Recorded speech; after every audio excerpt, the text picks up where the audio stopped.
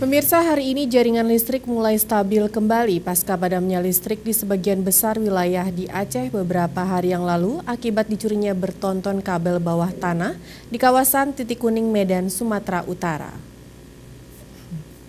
Mulai hari ini arus jaringan listrik di Aceh kembali stabil seperti sebelumnya, di mana 8 bulan ini kondisi pelistrikan di Aceh sudah stabil, meski sesekali ada pemeliharaan jaringan. Namun beberapa hari ini masyarakat Aceh kembali merasakan pemadaman bergilir yang memicu kekesalan dan transmisi 150 kV antara Pangkalan Berandan sampai Binjai. Jadinya gangguan itu mengakibatkan sebagian besar subsistem Aceh mulai dari Kuala Simpang, Banda Aceh hingga Nagan Raya padam total.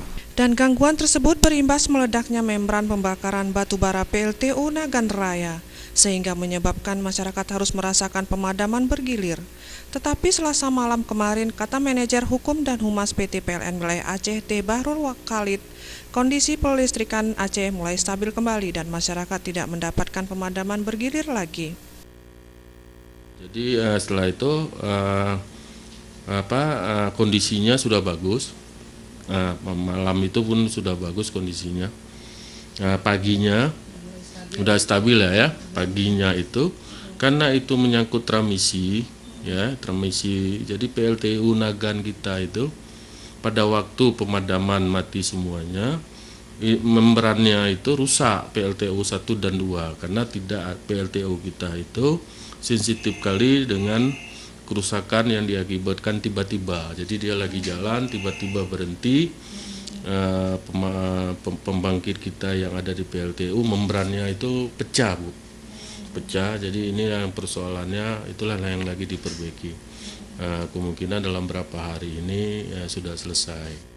Ia menambahkan bahwa akibat tindak pidana yang didugakan kepada pelaku yang mencuri kabel listrik bawah tanah di Sumatera Utara mengakibatkan masyarakat Aceh terimbas rugi besar-besaran karena usahanya macet. Keluarga yang selama ini selalu menggunakan listrik tidak dapat beraktivitas, begitu juga pegawai kantoran.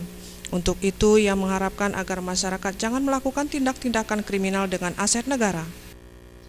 Saya minta ke masyarakat lah khususnya, cobalah jangan bermain-main dengan aset negara, karena kita tahu bahwa ini kan untuk kepentingan umum kan. Jangan mementingkan pihak dia sendiri, tapi kepentingan umum dilalaikan, karena diakibatkan gara-gara itu semuanya nanti pelanggan masyarakat kita itu kena imbasnya daripada